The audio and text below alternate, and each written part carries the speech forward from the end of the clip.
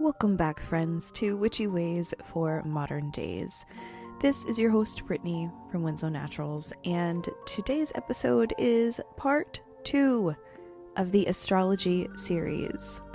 The Astrology series part 1, which was all about pulling birth charts, it was the introductory episode, went over so well. I was very pleased with the response to that, and so we are going to continue with the Astrology series today.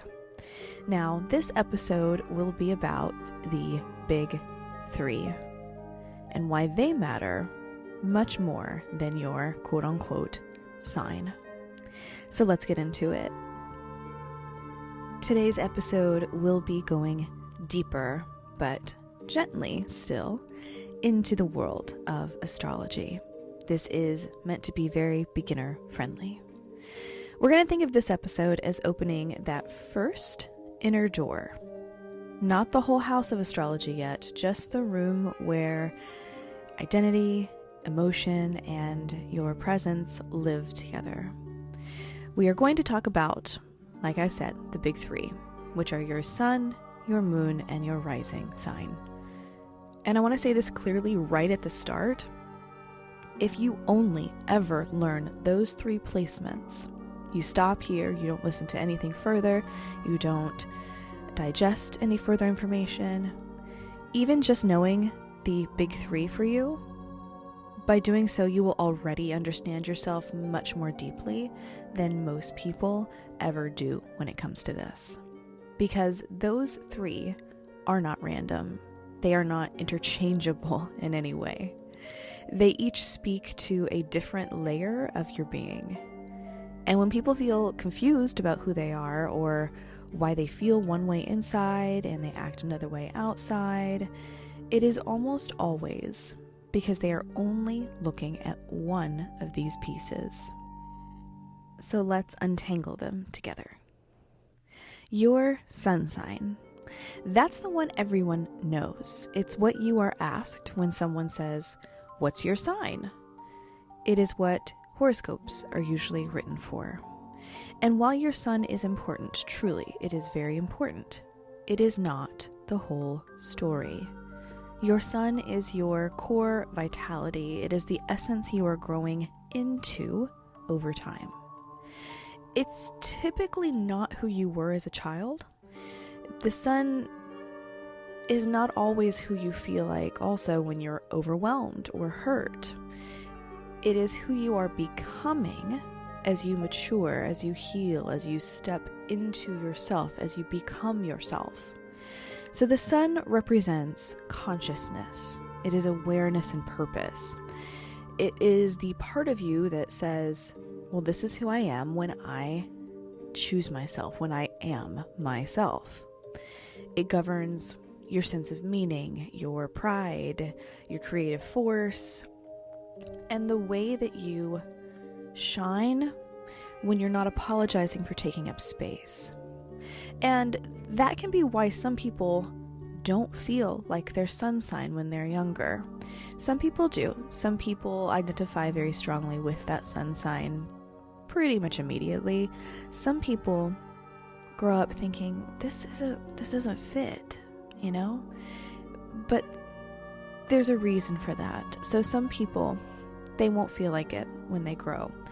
But you will grow into your sun sign. You have to earn your sun sign in some weird way. You learn how to hold the energy of it without burning yourself or others. And when your sun is honored, when you live in alignment with it, when you kind of step into it fully, you feel energized. You will feel seen and alive. But here's the thing most people don't tell you. Your sun does not run the show alone, and it's not even the leader. That job belongs very quietly to your moon. Your moon sign is your emotional body. Now, the moon is who you are when no one else is watching. This is your, in my opinion, your truest self. It is your instinctive reactions, your coping mechanisms, your comfort needs, emotional memory. Your moon is the part of you that responds before logic or learning kicks in, before the masks come on, before any explanations over behavior. If your sun can be considered your daylight self, your moon is the version of you that exists only at 2 a.m. when you are alone with your thoughts. And this is why moon sign compatibility matters so deeply in relationships. And we will get to relationships and compatibility astrology later in this series, but I want to put a kind of a pin in this part of it. The moon, your moon, and your intended person's moon have to be in alignment.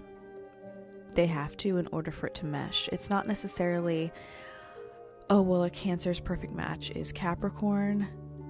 That's not really what we're looking at. We're looking at your moon and how it identifies with signs. So keep that in mind, and we'll talk about it later. So your moon is the one that matters very much in a relationship.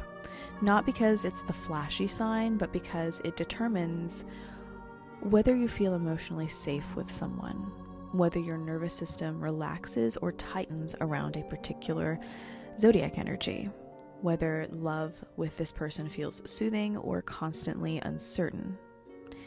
Your moon shows also how you were nurtured, or how you learned to nurture yourself if that parental nurturing was missing. It governs your habits, your moods, and the emotional lens that you see the world through. And in magic, as we know, fellow witches, the moon is everything. Spellwork that ignores your moon sign can feel hollow, exhausting, possibly emotionally destabilizing. And spellwork that honors it feels like being held by your own energy. Some moon signs need ritual to be quiet and internal. Others will need movement, expression, fire, water. Some need repetition. Some moon signs will need release more. Your moon tells you how to feel safe while you are casting magic. And from my personal perspective, because I have a very strong moon, I have an Aries moon, I don't feel ritual is complete for me if there is not fire involved. So leaning in strongly to your moon sign with your magic will be beneficial to you, and I promise it will feel so comfortable to do so. And now, the piece that ties everything together, which is your rising sign. This is that third of the big three. Your rising sign is also called your ascendant or your ascending. So depending on the chart, you might see it as ASC, you might see it as rising, you might see it fully written out as ascendant. This is what we're talking about. This is the third one. So your rising is the sign that was literally rising on the eastern horizon at the moment you were born. And this is the one where birth time matters. So your birth time matters very much with this one. The rising sign changes roughly every 2 hours. And so every 2 hours, if you're off with your birth time by, let's say, 2.5 hours, the entire structure of your birth chart will shift. So time, very important. But like I said in the last episode, if you do not know your birth time, it is okay. It does not immediately disqualify you from delving further into it. You're just missing this component.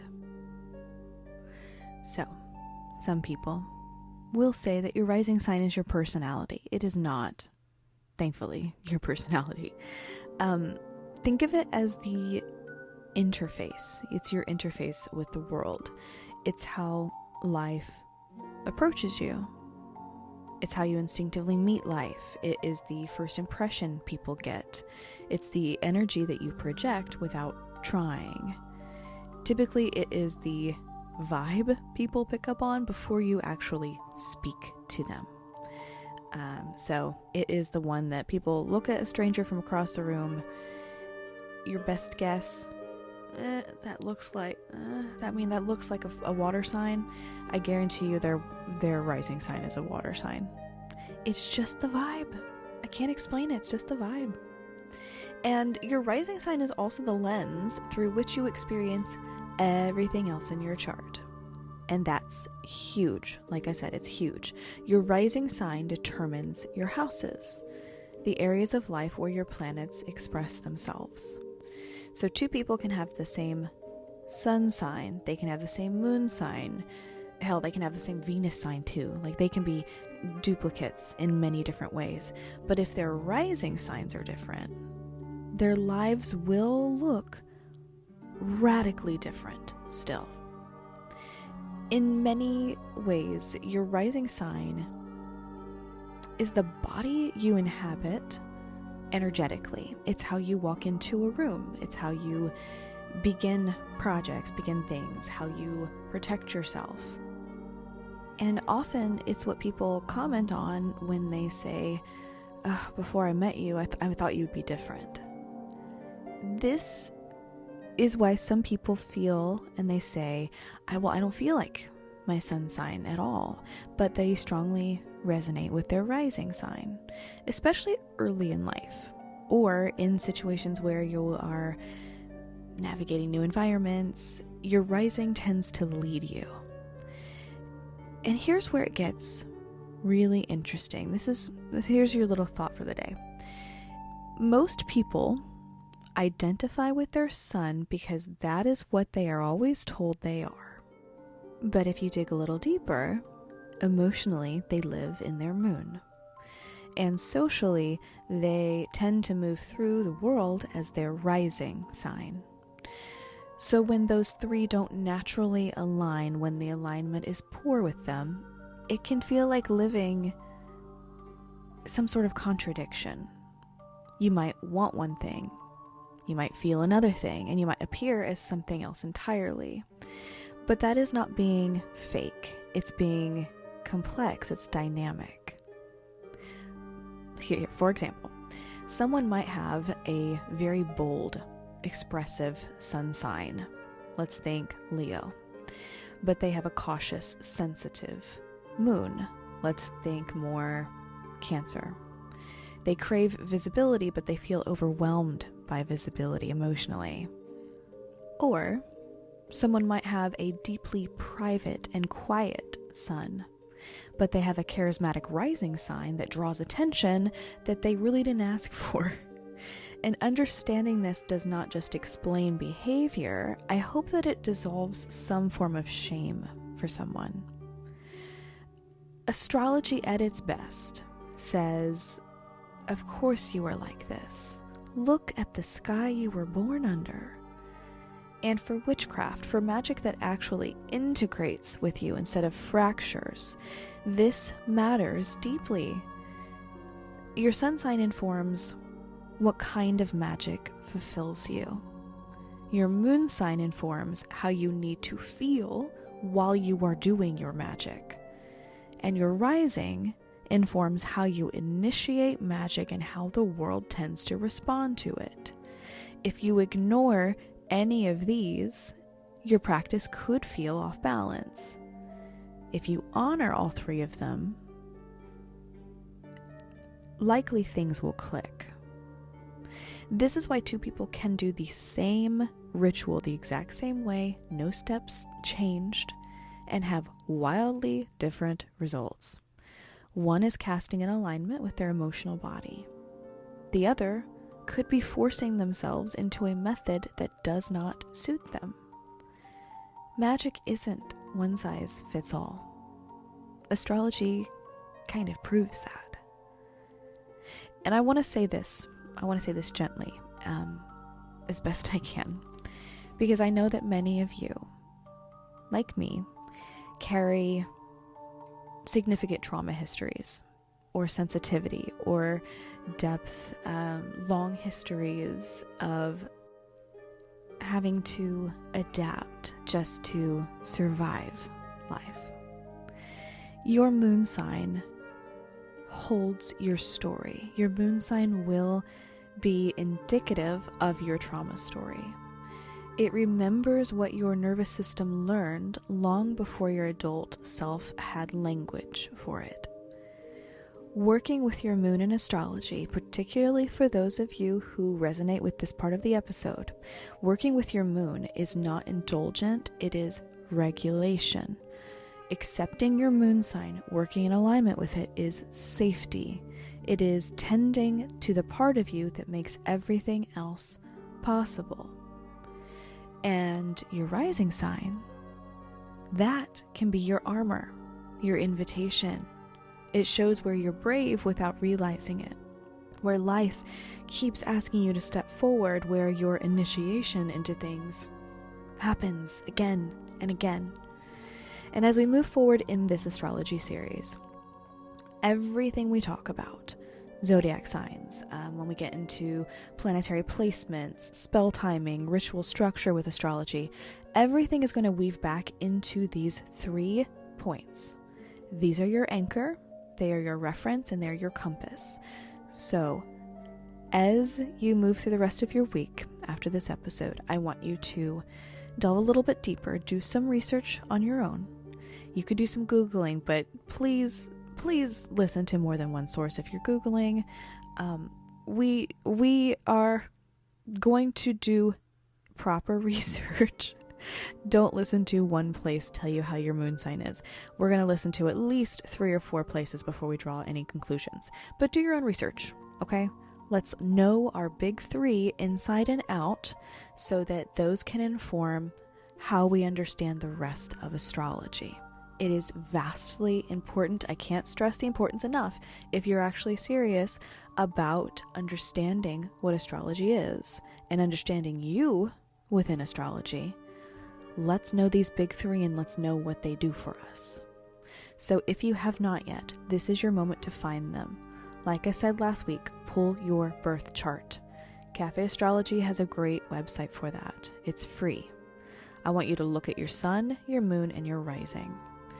Don't judge them. Don't pull up your chart and go, oh no, I have a Gemini moon. We're not going to do that. We're not judging ourselves right now. Don't try to fix anything. I just want you to notice how they talk to each other, how they relate, where those signs agree, where they pull you in different directions. And that tension, that harmony, whatever that interesting, unique pull is, that is ultimately you. That is the overview picture of you. And there's nothing wrong with you for being layered. We want to be complex creatures. It's good to be a complex creature. In the next astrology episode, we are going to zoom out. Okay? We're going to zoom out a little bit and we're going to look at the zodiac itself. Not as stereotypes, not as memes, but as living archetypes, seasons of consciousness that move through all charts, every person's chart, every soul, every spell within it. Until next episode, friends, I want you to be gentle with yourself. Pay attention to what you feel and not just what you think you should be. The sky remembers who you are. This is just you learning how to remember yourself back. I will meet you in the next episode, friends. Have a wonderful, blessed week. Blessed be.